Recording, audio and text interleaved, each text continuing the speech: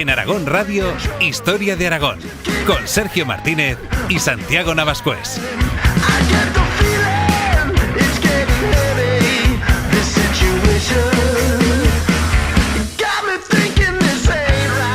El Reino de Aragón destacó por el desarrollo, a lo largo de la Edad Media, de todo un complejo sistema político, foral y de privilegios que, en algunos sentidos, llegó a estar incluso adelantado a su tiempo. Pero también existieron algunos privilegios concedidos a localidades y ciudades que conferían a estas unos poderes extraordinarios. Uno de ellos es el famoso privilegio de los 20, que permitía a la ciudad de Zaragoza incluso declarar la guerra por su cuenta a aquellos que fueran contra los intereses de la ciudad. ¿Cuál fue su origen e historia? Soy Sergio Martínez, en la técnica está Ana Vázquez y te doy la bienvenida a este viaje por la historia de Aragón en Aragón Radio.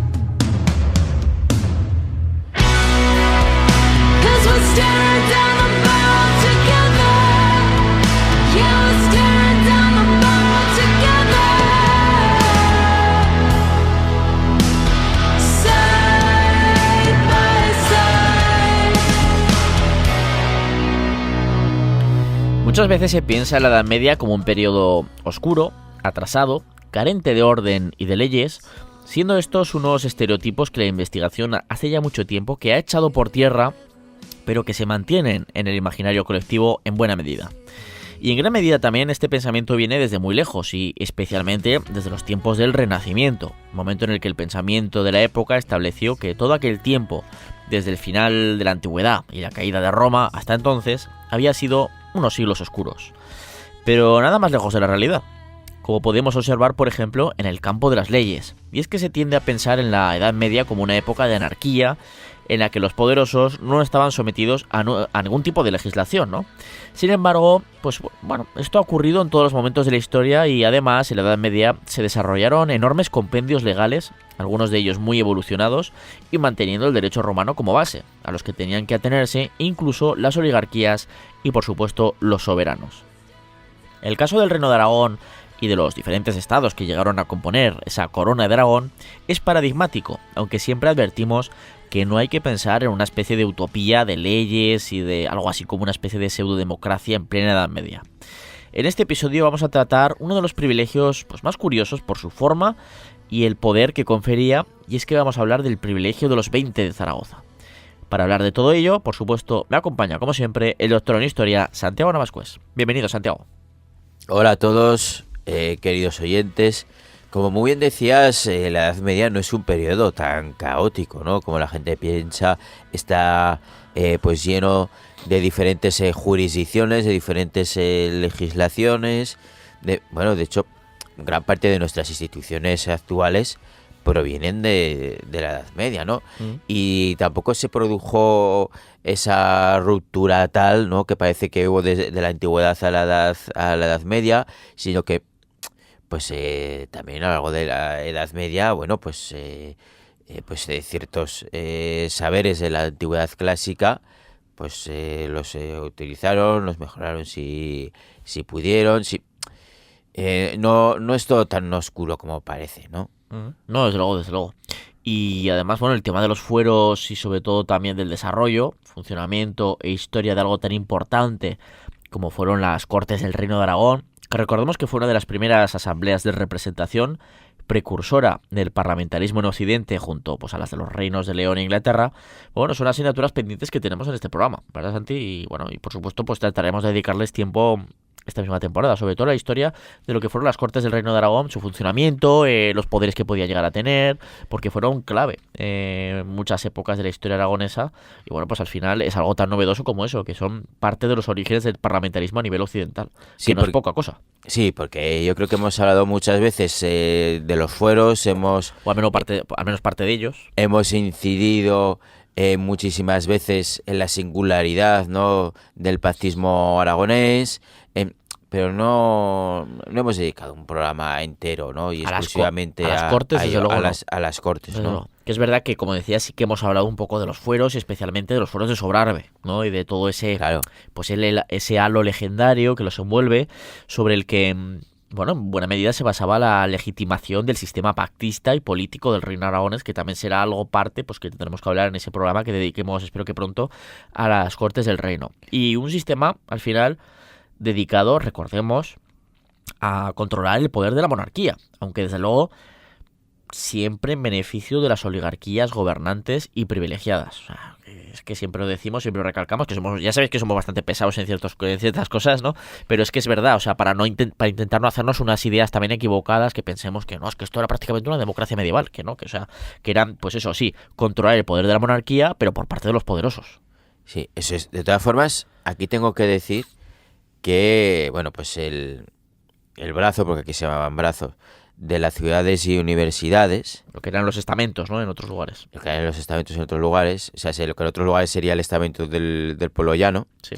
pues tenía bastante más importancia y peso que en otros lugares de la Europa del momento, porque lo que solía ocurrir en este tipo de cortes medievales y de la Edad Moderna es que se pusieran de acuerdo los estamentos privilegiados, La nobleza y el clero, frente al pueblo llano, y entonces, claro, son siempre dos votos contra uno. Que recordemos que en las del Reino de Aragón, no en el resto de estados de la Corona de Aragón, sino en el Reino de Aragón, eran además 4 brazos, no 3. Sí, Porque la nobleza estaba subdividida. Pero eso es lo que tú decías, pues aquí, con más razón, 3 contra 1. Pero está un pero. hay un pero, porque aquí las decisiones se tenían que tomar por unanimidad de los brazos. Es decir, necesitaban que el brazo Que los 4 brazos al final. de las universidades, Mm. ¿no?, y pues o sea, el del pueblo llano estuviera de acuerdo también. Exactamente. Si no, no se podía aprobar nada. Eso, como ya os comentamos hace poco en un episodio, hasta las Cortes de Tarazona de 1592, cuando Felipe II cambia esto. Que ya Efectivamente. Lo de la unanimidad, pues ya se va al carajo, como se suele decir, ¿no? Pero bueno, el caso es que para llegar hasta ese privilegio, que al final es el protagonista de este episodio, el de ese privilegio de los 20 de Zaragoza, y contar que parece que hubo también algunos privilegios quizás similares, no exactamente el mismo, pero similares en otras localidades aragonesas, que nos solemos hablar de del privilegio de los 20 de Zaragoza, pero también parece que hubo algo parecido, pues por ejemplo en Teruel, en Calatayud, en Tarazona y sus comunidades de aldeas. Pues para llegar a todo ello, primero hay que entender este tipo de concesiones en todo su contexto histórico y legal. Algo que es fundamental, aunque nos hayamos referido en otras ocasiones a él para entender todo ese complejísimo sistema legal aragonés, ¿no? Y como siempre, una cosa es lo que nos cuentan las historias legendarias que se acaban creando por tradición oral o escrita para legitimar una visión o discurso de poder, y otra, muy diferente, lo que se sabe en cuanto a la realidad histórica. ¿No es así? Sí, porque si nos vamos a esa tradición legendaria de la que hablas, pues esto nos sitúa ya hace 1300 años, en la batalla de Aínsa del año 724, entre cristianos y musulmanes por el control de la localidad, ¿no? De esta localidad de Aínsa. Año 724, eso es. Eso es. Que es un momento de crisis en el que esas huestes cristianas, ¿no?, de los Pirineos ven que necesitan a un líder militar que les dirija frente a la amenaza musulmana, surgiendo ahí la figura de Íñigo Arista, que será proclamado rey de Sobrarbe por inspiración del Espíritu Santo en el monasterio de San Juan de la Peña. Algo que directamente no casa. Que unas gentes del Sobrarbe se marchen hasta la... Además están en plena crisis, que esperan que Aínsa, que ya ha habido una batalla, pues espera que sea nuevamente atacada, pues se marche mientras tanto a las inmediaciones del Valle del Río Aragón para reunirse en aquella situación de crisis, ¿no? Pues es algo que no casa. Y bueno, pues al final esto es una leyenda, evidentemente, ¿no? Que además recordemos que cada 2 años, o sea, un año sí, otro no, en Aínsa se celebra la Morisma, que es un poquito, es una que no es que sea una recreación de estas que ahora pues hay muchísimas por Aragón y en otros lugares, sino que es una festividad que se celebra desde el siglo XVI, o sea, que tiene una historia de la leche, ¿no? Y bueno, el caso es que surge el temor en ese momento, al elegir, según esta historia legendaria, a un monarca, un soberano, que será este Íñigo Arista, pues que surge el peligro, ese temor, el miedo a que al concederle un poder absoluto como rey, pues Íñigo Arista o bien sus sucesores se acaben convirtiendo pues en unos tiranos, ¿no? Sí, claro, y entonces para evitar esto lo que hacen es redactar un compendio legal conocido como los fueros de Sobrarbe, que debe jurar Íñigo Arista antes de ser elegido rey. Y en estos fueros incluso autorizan a la oligarquía del reino a destronar a un soberano que se saltará estas leyes que había jurado proteger. Claro. Es decir, los reyes en Aragón estaban sometidos a leyes. Sí. De ahí que se dijera que en Aragón antes hubo leyes que reyes. Esa es la enseñanza de este mito, que como todos mitos, pues tiene su moraleja. Su moraleja. No es que solo en Aragón los monarcas tuvieran que seguir las leyes. Eso pasaba en todos los sitios. Pero es verdad que aquí, bueno, pues tenían esas limitaciones, ¿no?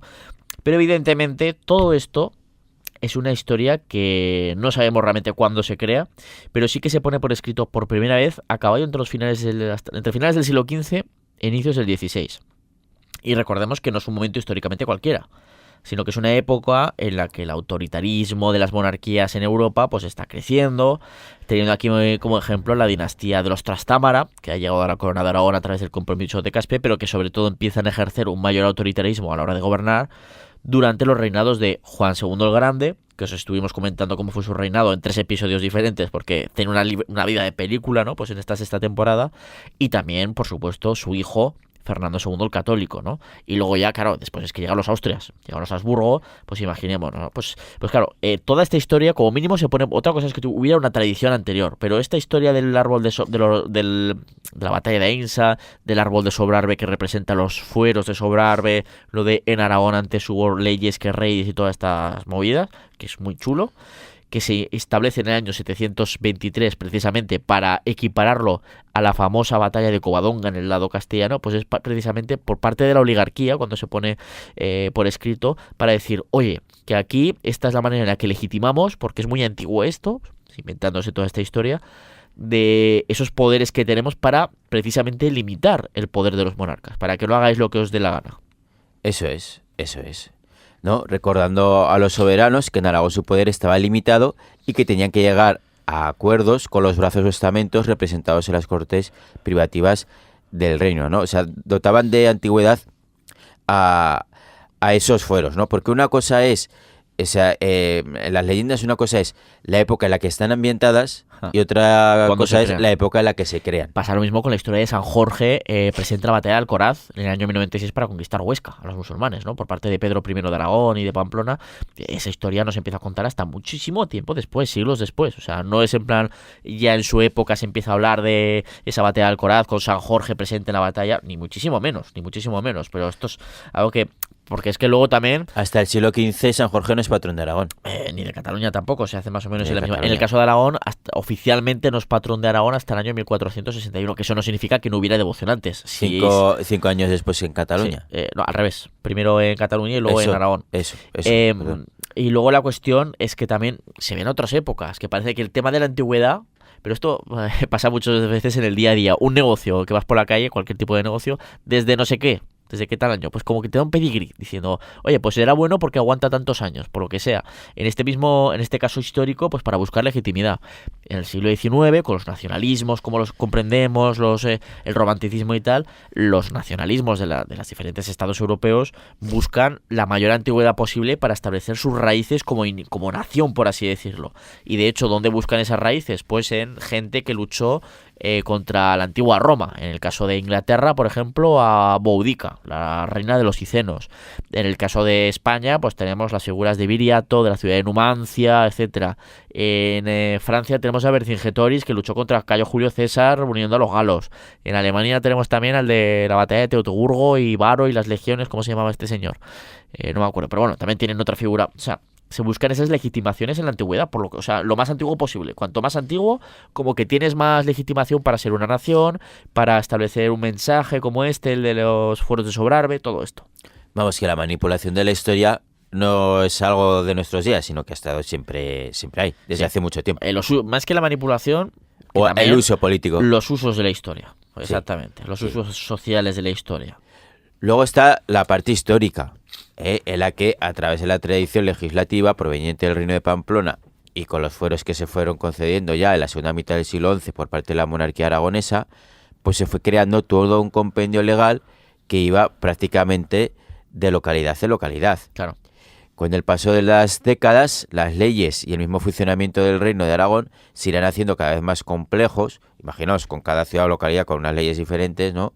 Surgiendo ya en el siglo XII lo que serían las Cortes del Reino, cuya reglamentación y atribuciones también irán cambiando, especialmente ya en el siglo XIII, con las luchas por el poder entre la monarquía y la nobleza. Unas luchas que al final son inherentes a todo este sistema feudal a lo largo y ancho de Europa durante siglos, que siempre lo hemos comentado, que tiene sus periodos más virulentos y también tiene sus periodos más de latencia, ¿no? Pues al final es una lucha sin cuartel, por así decirlo, con el triunfo final de las monarquías, sobre todo ya siglos XV, XVI, cuando se va venciendo ese absolutismo, ¿no? Ese poder de las monarquías absolutas.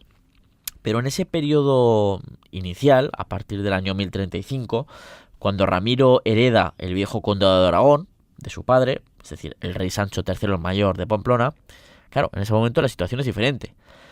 Y más cuando estamos hablando del complejo proceso de conquista del territorio andalusí, en este caso de aquellas tierras que dominaba la por entonces poderosa taifa de Zaragoza, ¿no?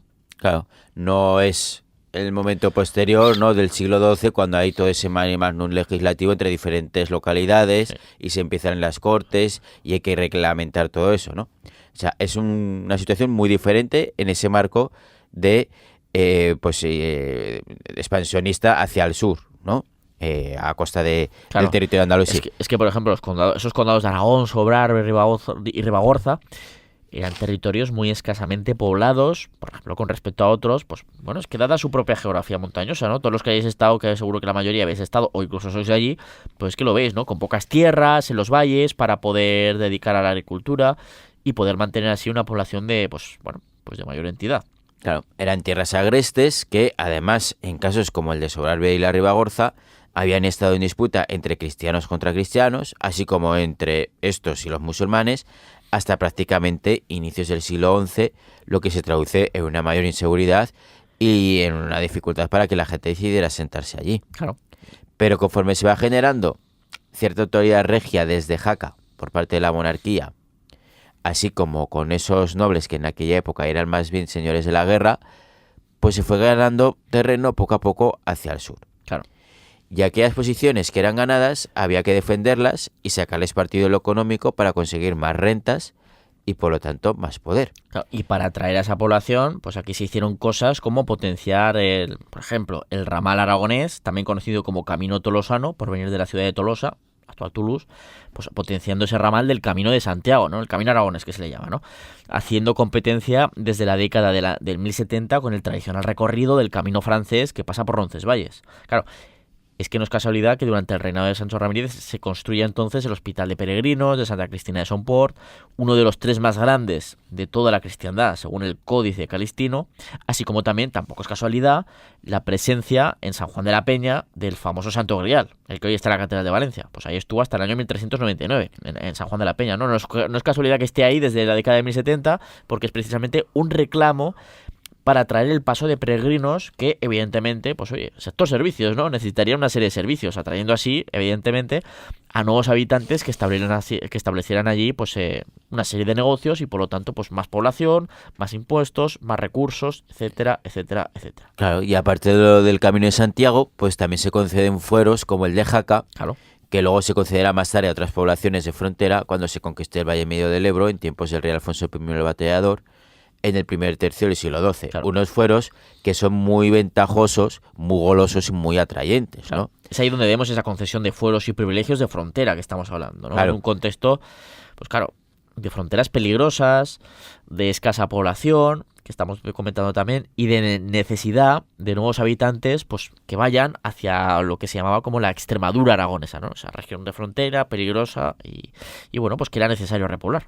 Claro, y desde luego, pues para hacer que alguien, e incluso una familia, se trasladara a esas zonas peligrosas, aunque llenas de oportunidades, pues esos privilegios debían merecer sin duda la pena, Claro. para tomar esos riesgos en los que incluso te podía ir la vida. Es que es eso, tú, mira, pues te vas todo feliz, con la familia, los chiquillos, en ese caso, que podías ir solo pues una persona, oye, pues me voy a buscar la vida yo y ya está, pero vas con tu familia o incluso tú mismo, te estableces en una zona, pues oye, tu granjica, tú lo que sea, porque me han dejado tierras, porque además en esta ciudad, pues lo que sea, pues no tengo que pagar ciertos impuestos o porque tengo mejor seguridad jurídica, porque puedo acudir a un juez propio de la ciudad y no tener que ir a la justicia del noble de turno. Claro, porque eso te lo tienen que conceder, o sea, para hacerte goloso el ir hasta ahí a una zona peligrosa que en cualquier momento puede haber un ataque y pues a tomar por saco. O sea, se te va todo lo que has conseguido e incluso puedes morir, ¿no? Pues es que por lo tanto había que buscar precisamente pues esa situación en la que fuera, pues bueno, deseable acudir a esas zonas peligrosas. Que tampoco significa todo esto, ¿no? O sea, tampoco significa que esa necesidad de atraer población a esas nuevas zonas conquistadas, pues tampoco significa que se quedaran vacías, Estuvieran ¿no? vacías, que cuando lo conquistan los cristianos, estas tierras se quedarán, ciudades, pueblos se quedarán vacíos, ¿no? Claro, porque muchos musulmanes pues permanecieron en las tierras de sus ancestros, siendo llamados desde entonces Muyadán o Mudéjares. Es decir, Los Muyadán, ¿no? eso es, aquellos a quienes se permite quedarse. Mm. Pero otros muchos se marcharon para nunca volver y por eso pues había que repoblar. Claro. Además estaba también la percepción de que a esos súbditos recién conquistados que mantienen su fe islámica, estos mudéjares, pues había que controlarlos. Sí. Y para ello se necesitaba un buen número de repobladores, es decir, de cristianos viejos, Claro, porque como al final- llamaban en la época. Porque al final, si la mayoría de la población, que luego esto irá cambiando, pero si la mayor parte de la población de una ciudad, qué sé yo, estamos hablando, vamos a hablar del privilegio de los 20, ¿no? De Zaragoza, pues de Zaragoza, hablamos de Zaragoza. Si la mayor parte de la población es musulmana, por mucho que la controlen los cristianos, pues bueno, siempre está la amenaza de, bueno, y si estos de repente pues deciden atacar o facilitan ante un posible ataque de los almorávides de la ciudad, pues les abren las puertas desde dentro y tal, y eso en cualquier posición. Claro, pues eso, me decían, no es que solo necesitemos población, que también necesitamos que venga más gente, sino lo importante es eso, esos cristianos viejos, pues digamos de población... Que está bien dejarles quedarse, pero que tienen que ser mayoría los cristianos. Claro, esa era la idea. O al menos en las ciudades enclaves importantes. Lo que se hace también es a muchos de estos mudéjares derivarlos al mundo rural. Claro, también. Y por eso, bueno, bueno, en la cuenca del Ebro fueron muy importantes. Muchos pueblos, habrá poblaciones, lo hemos hablado también muchas veces, que habrá poblaciones de la cuenca del Ebro que estaban casi o totalmente poblados por mudéjares, o lo que luego se les llamará moriscos cuando se les obliga a convertirse al cristianismo. En algún caso, el 100% de la población. Sí. Codo, por ejemplo, Gelsa, bueno, pues ahí hubo muchísimos casos y bueno, fue un varapalo tremendo su expulsión. Pero eso es otra historia, ¿no? Eso es otra historia que además nos queda lejos con respecto a lo que estamos hablando. Pero al final, pues bueno, para poder permitir esta llegada, hacer suculenta esta llegada de esos cristianos viejos, pues bueno, estaba esa concesión de fueros que venimos hablando y de privilegios.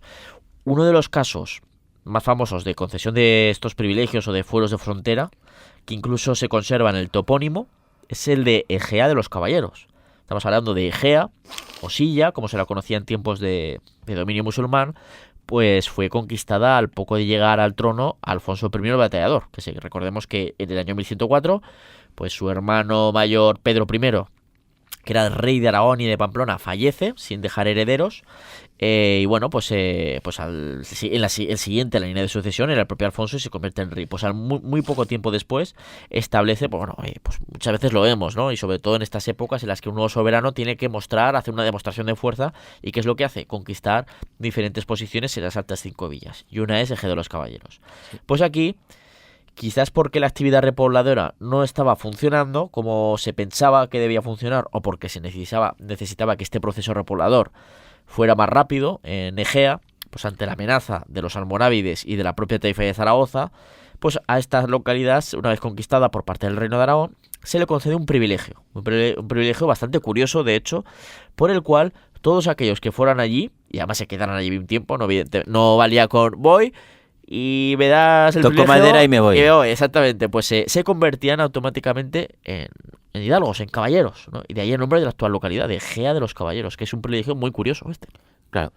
Y explicado todo este proceso, aunque recordando que está muy resumido y simplificado, llegamos a la conquista aragonesa de la ciudad de Zaragoza. Una vieja ambición para la cual pues ya fue poniendo las bases el rey Sancho Ramírez, siendo, como todos sabemos, Alfonso I quien la llevó a cabo. Exactamente. Una campaña militar que empezó a preparar en el año 1117 y para la cual fueron claves las alianzas con varios señores del norte de los Pirineos, especialmente Gastón IV de Ber y su hermano Centulo de Vigorra. Claro, y por supuesto aquí fue clave también la alianza muy estrecha que venimos viendo desde hace tiempo, sobre todo desde época de Sancho Ramírez, ¿no? Del padre de Pedro I, de Alfonso Batallador, pues con una Roma, con una iglesia que concedió a la campaña para la conquista de Zaragoza, de Saracusta musulmana, concedió la bula de cruzada, ¿no? Así que bueno, así desde el mes de mayo de 1118, pues ahí en ese momento se inició un duro asedio que, bueno, duró 7 meses, ¿verdad? Sí, pero acabó dando sus frutos y el 18 de diciembre de ese mismo año las tropas cristianas pues tomaban el control de la ciudad tras algo más de 400 años de dominio islámico. Concretamente creo que son 404 años, más exactamente, más o menos, creo que va por ahí. El caso es que así comenzaba una época nueva para la ciudad de Zaragoza, la cual pues no estaría exenta esta nueva época de dificultades en estos primeros años, siendo ese el contexto en el que el monarca concedió a Zaragoza su privilegio de los 20, un fuero que permitía a la nueva capital aragonesa e incluso declarar la guerra por su cuenta.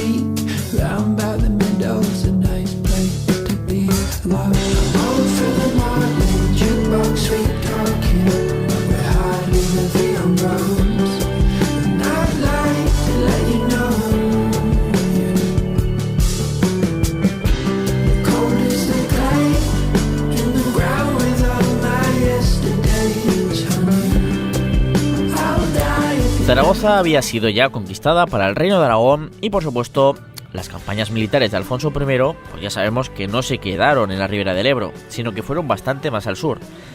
De hecho, tan al sur que incluso intentó conquistar la ciudad de Granada, se vino arriba este hombre, en la campaña primavera-verano, como se suele decir, entre los años 1125 y 1126. Bueno, esto sería la campaña otoño-invierno, ¿no? Una campaña que fracasó en su objetivo principal y que al parecer, pues bueno, de conquistar la ciudad de Granada me refiero, y que al parecer lo único que Alfonso I el Batallador pues sacó en claro después de haber atravesado todo Al-Ándalus, territorio enemigo, pues fueron los varios cientos de mozárabes, es decir, esos cristianos que todavía siguen viviendo en tierra gobernada por los musulmanes, que bueno, pues acompañaron a sus huestes, vieron pues que pasaba un ejército cristiano poderoso por sus zonas y decidían unirse porque bueno, en las últimas décadas con la llegada de ese imperio almorávide al Andalus, que era bastante más riguroso, como que lo estaban pasando bastante mal. Sí, se habían notado pues que la situación pues vivían más oprimidos, por así decirlo, ¿no? Esto iba con vaivenes, igual que en el lado cristiano pasaba, había épocas en las que había más manga ancha y otras en las que pues contra musulmanes, mudéjares en este caso, los judíos también, pues pasaba, y otras épocas pues un poquito más laxas, ¿no? Bueno, sea como fuera, el caso es que Alfonso el Batallador va hasta allí, hasta Granada, no consigue conquistar la ciudad. No conquistas nada, como una ensalada. Pero se pasea por allí como quiere, y los mozárabes, los cristianos que vivían allí, que lo estaban pasando mal con estos almorávides en el poder, ¿no? En Al-Ándalus, pues la acompañan a su regreso a casa y se los trae aquí a Aragón. No solo en la zona de Granada, sino también porque se dedica a hacer pillaje en la cuenca del Guadalquivir, especialmente por la vega de la ciudad de Córdoba, ¿no? Y ahí, pues bueno, pues al final, ese fue el mayor... Eso es lo que nos cuentan las crónicas, que realmente, imagínate cómo debía ser la situación de despoblación, o al menos de cristianos viejos en esas zonas recientemente conquistadas del Valle Medio del Ebro, por el Batallador, que consideran estas fuentes que el mayor botín que sacan de esa expedición a Granada eran esas gentes, esos mozárabes que decidieron unirse, regresaron con él y son asentados en todas esas tierras para repoblar pues esas tierras recién conquistadas en la zona. Claro, es que son muchas tierras, ¿no? Porque Claro, es que es eso. la conquista de esa región del Valle Medio del Ebro, con ciudades como la propia Zaragoza, que era una enormidad para la época, Tarazona, Calatayud o Daroca, entre otras, pues se fue preparando desde hacía mucho tiempo, ¿no? Desde generaciones atrás. Pero esos son los preparativos. Pero a lo que la Sí, conquista efectiva... O la idea de conquistarla, eso es. Sí, y las algaradas y todo eso. Pero a lo que la conquista efectiva en sí misma se refiere, esta fue muy rápida. Claro. ¿no? O sea, se produjo en poco más de 2 años la conquista de todos esos territorios, lo que suponía pues el repentino control directo de un territorio muy pero que muy amplio. Claro, es que estamos viendo que los últimos días de diciembre del año 1118 es conquistada Zaragoza, pero es que a los 2 meses está conquistando Tarazona, Tudela ya está... Bueno, sí, Tudela creo que la recupera en 1121, que la habían conquistado pero se pierde, la vuelve a recuperar. No, eso es Tauste, perdón, en el caso de Tauste, pero Tudela también la conquista. Calatayud cae en el año 1120, Daroca... O sea, es que son unas conquistas en apenas año y medio, 2 años. O sea, es que es una conquista, ya cuando se produce la conquista efectiva, muy, muy, muy rápida. Claro. Que las fuentes nos mencionen que lo más importante que se logró en la caída campaña del batallador sobre Granada fuera el atraer a esos nuevos habitantes mozárabes, solo puede significar que existía una importante emergencia en las cuestiones de la repoblación con cristianos viejos de aquellos dominios. Claro, y aquí los intentos para lograr que llegara esa población parece que estaban fracasando, ¿no? Esa concesión de fueros que estamos viendo, como el de Gea de los caballeros que hemos mencionado, pues parece que no estaba funcionando todo lo bien que se esperaba, ¿no? Al menos como mínimo, o directamente no estaban funcionando, o siendo lo suficientemente rápidos como se quería. Al fin y al cabo, pues recordemos eso, que el batallador pues había derrotado fuertemente en la batalla de Cutanda del año 1120 el ejército almorávide, enviado para socorrer la por entonces asediada Calatayud y para recuperar todo el territorio perdido. Pero claro, la llegada de una nueva campaña almorávide era una especie de espada de Damocles que nunca se sabía cuándo podía llegar, si es que al final llegaba, porque bueno, a toro pasado ya sabemos lo que ocurre, ¿no? Pero cuando estás en ese momento, pues al final dice, bueno, es que en cualquier momento puede venir otro ejército que igual esta vez no lo conseguimos derrotar. Necesitamos gentes para defender estas ciudades de frontera. Es que estamos hablando que se está enfrentando, ¿no? Pues a un imperio que con extensos dominios en el norte de África y que controla toda el Andalus. Claro. Entonces, y claro, pues ante esa amenaza constante, esa espada de Damocles que estamos hablando, es que al final pues igual dices, oye, pues bien, sí, está llegando gente gracias a estos fueros que estamos concediendo a esta zona de frontera, a esta Extremadura aragonesa, pero al final no era suficiente, o sea, porque en cualquier momento puede haber un ataque. claro. Que luego al final no se produjo, ¿no? Al menos no de esta manera, pero al final era esa amenaza. Es ahí cuando se produjo la concesión de ese privilegio de los 20, En Zaragoza. un fuero excepcional que es bastante probable que signifique que la situación era, pues como mínimo, alarmante en la ciudad de Zaragoza. Claro, porque es que es un privilegio totalmente extraordinario, excepcional, como tú dices. Sí. No es algo normal. La típica concesión de... pues bueno, de no pagar impuestos o lo que sea, o de poder acudir a tu propio juez de la ciudad, ¿no? Es que es algo extraordinario como vamos a ver ahora, ¿no? Es ahora ya cuando nos vamos a una fecha clave, que será el 5 de febrero del año 1167. Pero 1167 de la era hispánica, que esto es algo que no hemos hablado en muchas ocasiones. La era hispánica, nos ha apetecido comentar un poquito, ¿no? Sí. La era hispánica, según aparecía en la documentación, el cual, recordemos que ese año 1167 de esta era hispánica corresponde con el año 1129 de la era cristiana. Sí, que por si alguien pues no la ha pillado un poco despistado o no conoce pues esta forma de fechar los documentos en buena parte del medievo peninsular, vamos a aclarar que era una forma muy habitual de establecer una fecha en los documentos de los territorios hispánicos, Sí. ¿no? O sea, la era hispánica, una cronología que se inicia con el reino de los visigodos y que se conoce como era hispánica o era gótica y que tiene su punto de partida en el año 38 a.C. O sea, se pone el año 0, no en el año 0, sino en el año 38 a.C. Empieza a contar en ese año. Sí. Lo que sigue siendo todavía un misterio, porque ha habido muchas propuestas, pero ninguna concluyente, es el por qué los visigodos y luego esa tradición que se continúa en los núcleos cristianos, pues pusieron ese año como punto de partida para esta forma de fechar, que suelen mencionar, pues en el año no sé cuál de la era, se quedan así. Claro, cuando ves en un documento eso, no tienes que quedarte con la fecha de ese año, sino que tienes que pues tener pues la adaptación de restarle 38 años. A la fecha que te ponga, al año que te ponga, pues Claro. por ejemplo, estamos hablando que este privilegio de los 20 concedido a Zaragoza en el 5 de febrero del año 1167, tienes que restarle 38 para que te salga la de la era cristiana, que es el año 1129. Eso es. Es curioso, ¿verdad? Sí, sí. El caso es que en esa fecha, ¿no?, del año 1129, ¿no?, se conceden al concejo de Zaragoza, pues cuyo señor era en ese momento el ya mencionado vizconde Gastón IV de Bern, 2 privilegios para fomentar esa repoblación que debía estar una década después de la conquista un poco en mantillas, Sí, porque si no, no se entiende. No se entiende exactamente. Es que si no se entiende semejantes privilegios y sobre todo el privilegio de los 20. Bueno, Claro, que llega a ser en algunos puntos un tanto surrealista, casi. ¿no? Has hablado de los privilegios. ¿El primero en qué consistiría? Pues el primer privilegio concedía la exención de tributos a aquellos infanzones que fueran a morar a la ciudad. Ajá. Bueno, esto es Algo lo típico. típico. Lo típico de esos fueros de frontera. Sí. Bueno, pues si vienes a vivir aquí, pagarás menos impuestos. Pues bien, vale, guay. Además, los habitantes de Zaragoza solo podrían ser llamados a las armas en el caso de que se fuera a producir una batalla campal inminente o que fueran llamados para socorrer una fortaleza que estuviera siendo asediada por un enemigo. Es decir, que un zaragozano no podía ser llamado a las armas para una campaña militar cualquiera. En plan, te convoco y bueno, ya veremos qué hacemos con este ejército. Sino para situaciones ya muy concretas. En plan, no, es que va a haber una batalla, seguro sí o sí, pues os convoco para esa batalla. O no, es que los enemigos están asediando, yo qué sé, el castillo de Loarre. Bueno, de Loarre es más complicado. Yo qué sé, el castillo de Peracense.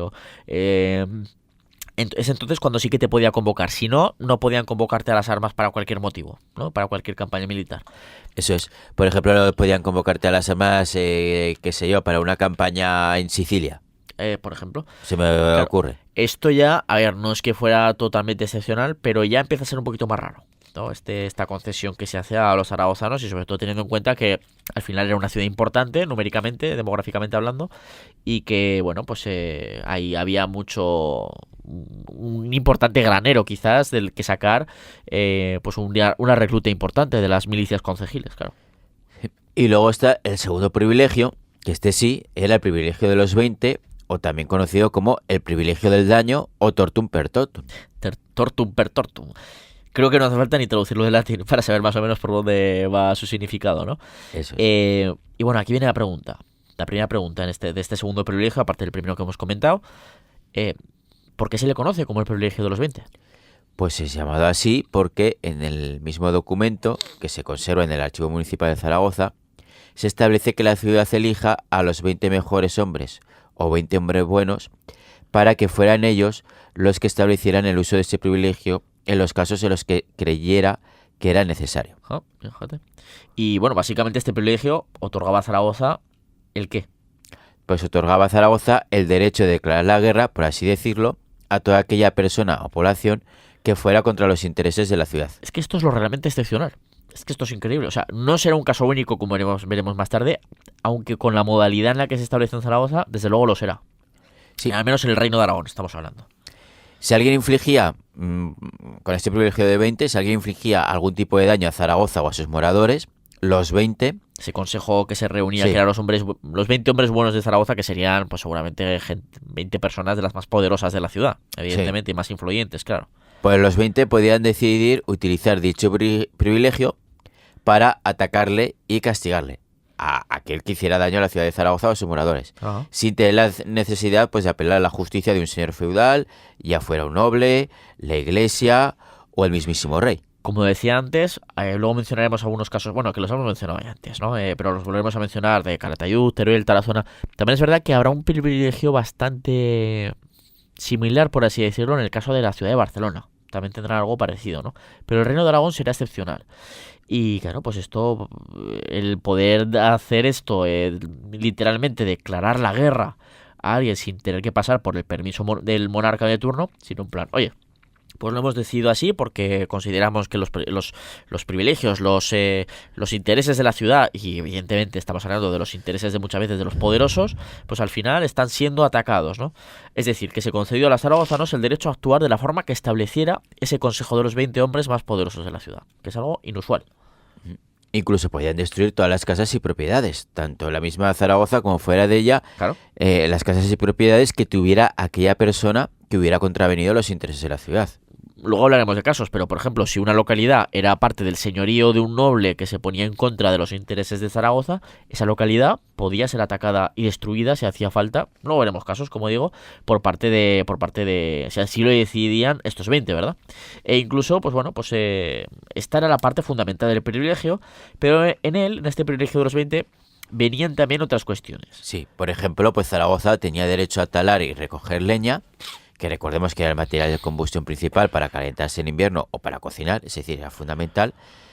Pues tenía derecho a talar y recoger leña en todos los sotos que se extienden entre las localidades de Novillas hasta Pina de Ebro. O sea, que no estamos hablando de los alrededores de Zaragoza. Es decir, que la capital aragonesa tenía derecho a abastecerse de madera en prácticamente toda la ribera del Ebro, a ambos lados, desde la frontera con Navarra, a lo largo y ancho de un recorrido de 100 kilómetros de toda la ribera del Ebro. O sea, vamos a ver, no es decir, no, te puedes abastecer de madera en los alrededores de Zaragoza. No, prácticamente en todo el Ebro, que es donde una de las zonas más fértiles, ¿no? En ese sentido. Claro.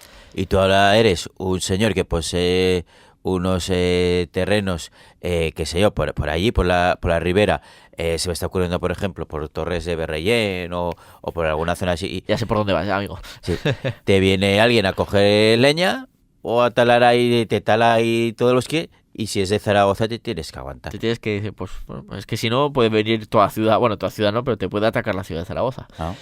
También se le concedía el derecho a utilizar pastos para el ganado, que esto también es importante en toda esa extensión, a pescar en las aguas de toda la área indicada anteriormente, a extraer carbón, yeso, piedra, a comprar alimento y vino en tierras de realengo, es decir, del rey, donde solían estar exentos de precios abusivos, ¿no? Que podían establecer los nobles o la iglesia. Y no solo se quedaba ahí la cosa con el privilegio de los 20, sino que pues también afectaba a cuestiones de justicia, ¿no? Esto solía ser muy importante en las concesiones de fueros. Por ejemplo, un zaragozano solo podía comparecer ante un juicio que se celebrara en la ciudad y no podía ser llevado a otro juicio fuera de la misma. Claro, y esto era muy importante, ¿no? O sea, no te podían acusar, no es que en Tarazona te están acusando de lo que sea, te van a enjuiciar y tal, no.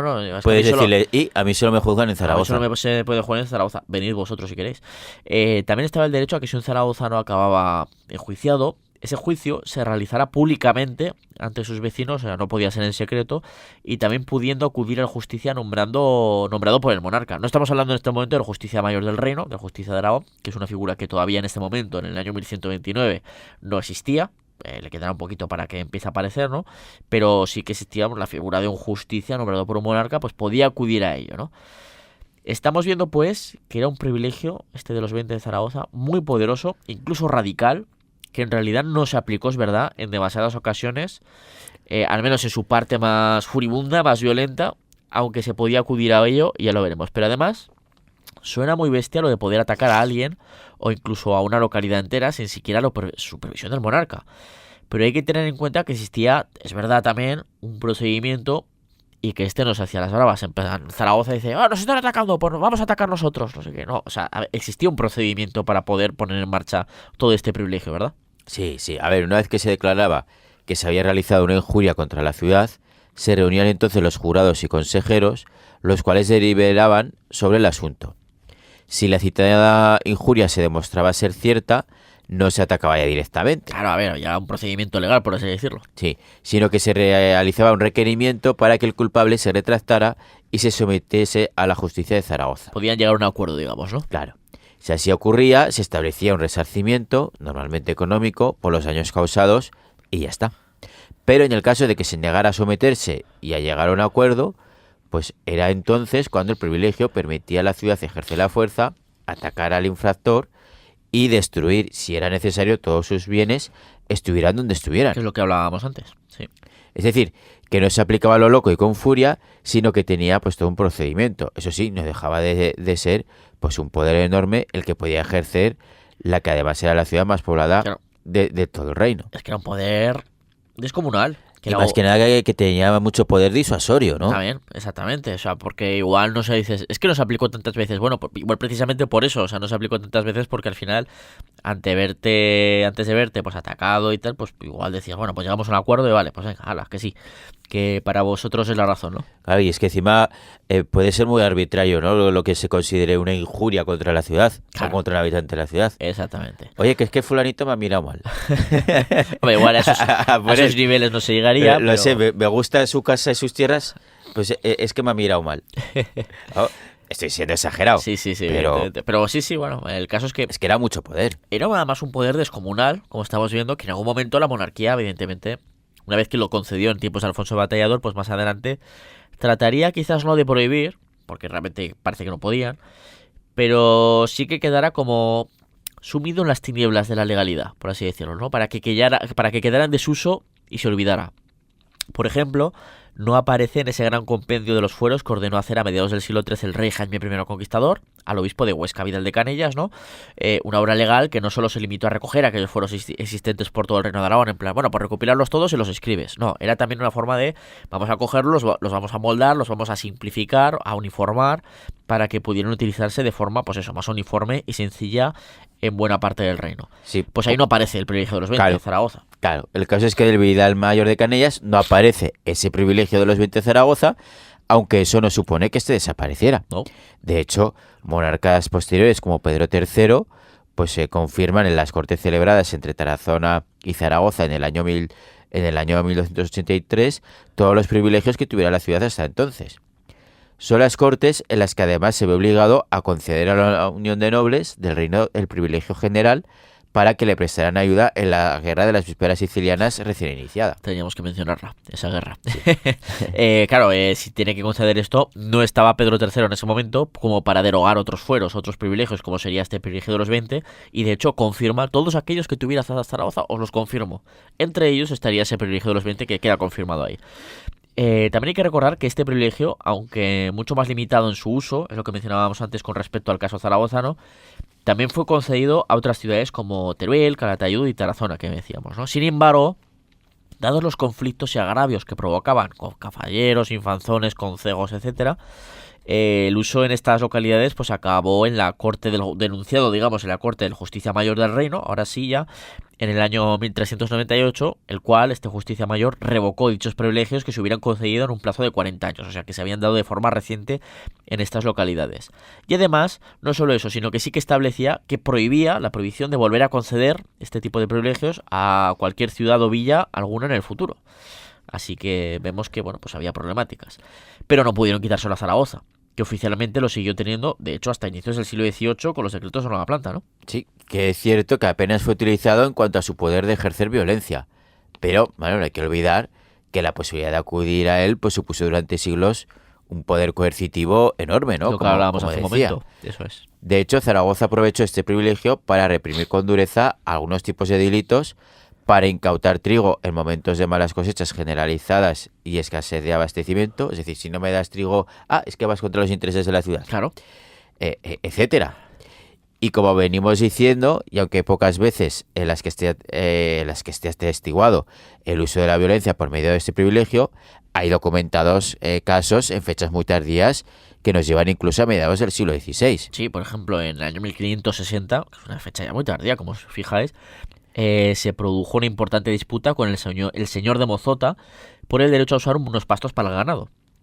El proceso se abrió contra él y fue encontrado culpable con este Consejo de los 20, por así decirlo, pero como el señor de Mozota no se avino, en este caso, a un acuerdo para indemnizar los daños que hubiera provocado, pues los 20 llamaron a las armas al Consejo de la ciudad, cuyos habitantes pues atacaron duramente la localidad de Mozota, que está a unos 25 kilómetros al sur de Zaragoza, cerquita de Muel, así como el resto de posesiones que tenía el señor de Mozota.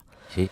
Y quizá menos, aunque más violentos, fueron los sucesos anteriores, ¿no?, del año 1462. Estos son menos conocidos también. Sí. Pero... O sea, los acontecimientos se precipitaron cuando un vecino de Villanueva, no era ni de Zaragoza siquiera, era de Villanueva, que estaba haciendo leña, pues murió en el Castellar, en esos momentos señorío de Juan Jiménez Cerdán. Ajá.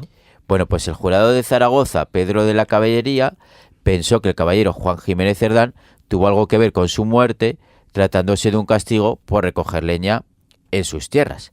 que a veces que pasaba esto. Estás recogiendo leña sin mi permiso, te mato, te ejecuto. Claro, puesto que a los vecinos de Villanueva aplicaba la jurisdicción de Zaragoza y el privilegio de los 20 concedía el derecho a hacer leña desde Novillas hasta Pina de Ebro, pues entendió que Cerdán vulneró esos derechos y sentenció que se derribaran las casas de ese señor.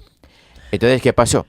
Pues que Juan Jiménez Cerdán reaccionó instigando el asesinato del jurado Pedro de la Caballería, y entonces, el 9 de febrero de 1462, Zaragoza convocó el privilegio de los 20 y partió desde allí una hueste armada a la ciudad de nada más y nada menos que 4.000 hombres a pie y 300 a caballo, Casi nada. unida a los ejércitos privados de un nutrido número de casas nobles que se aposentaban en Zaragoza y a compañías de gente de Huesca, Daroca y Barbastro.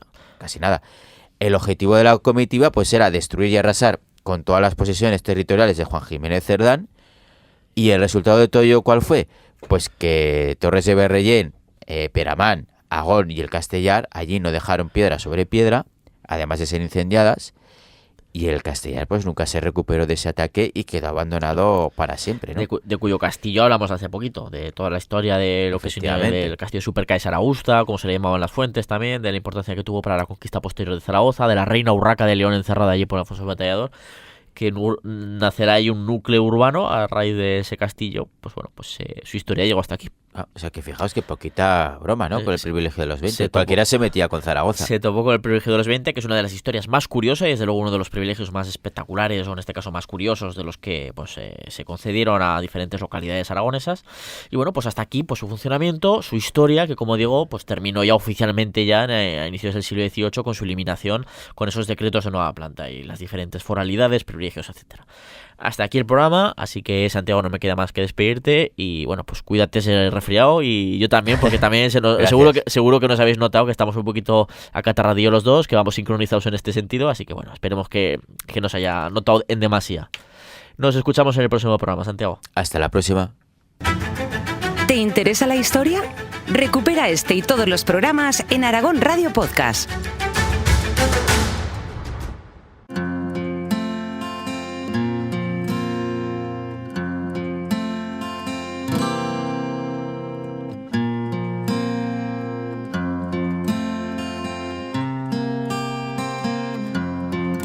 Cruzar los bosques, andar los prados. Como siempre, espero que hayáis disfrutado de este episodio. Ya sabéis que cada sábado a las 3 de la tarde tenéis en Aragón Radio un nuevo programa, y si no, pues si os lo perdéis, podéis escuchar como siempre en podcast, y lo tenéis en aragonradio.es, en historiaaragón.com y en plataformas como iVoox, Spotify, Apple Podcast y en el canal de Historia de Aragón en YouTube. Dejadnos opiniones, comentarios y sobre todo suscribíos a todos estos canales para que siempre os salga el aviso en vuestro móvil con cada nuevo programa. En la técnica hemos tenido a Ana Vázquez y te esperamos para seguir haciendo historia en Aragón Radio. Si preguntan que eres tú para los que te buscan. En Aragón Radio, Historia de Aragón, con Sergio Martínez y Santiago Navascués. Cada uno que busque, que yo no soy menos.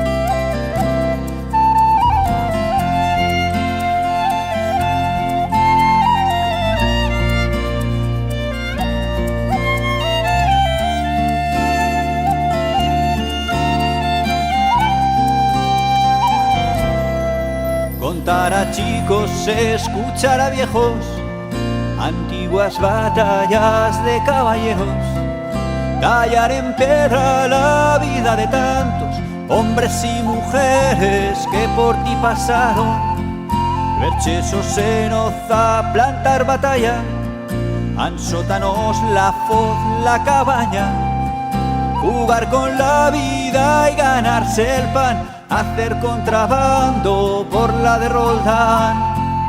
Quedo callado si preguntan que eres tú para los que te buscan. Pirineo, Pirineo, cada uno que busque, que yo no soy menos.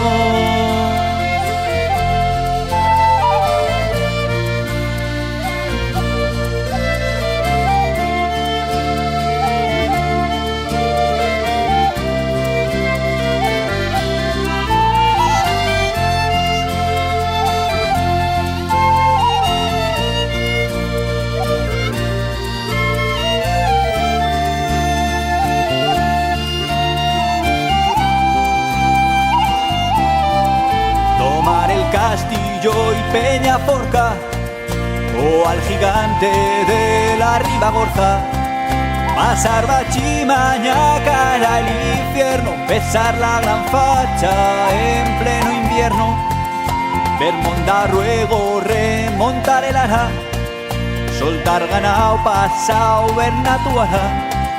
Salir de Broto en julio a la fin, saludar amigos en Gavarní. Quedo callado si preguntan, que eres tú para los que te buscan. Pirineo, Pirineo, cada uno que busque, que yo no soy menos.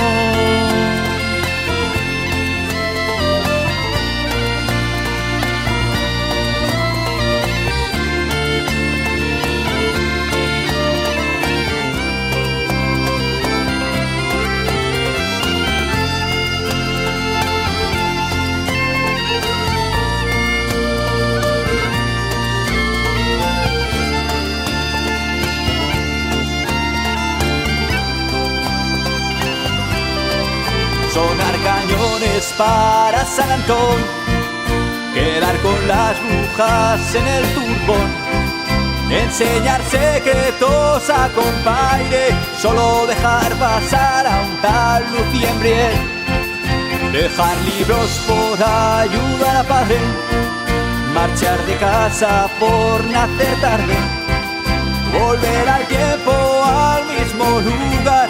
Todos han cambiado, pero tú estás igual.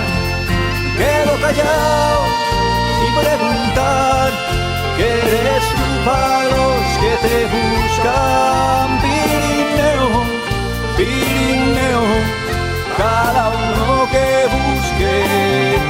Y quedo callado sin preguntar, que eres tú para los que te buscan. Pirineo, Pirineo, cada uno que busque, que yo no soy menos.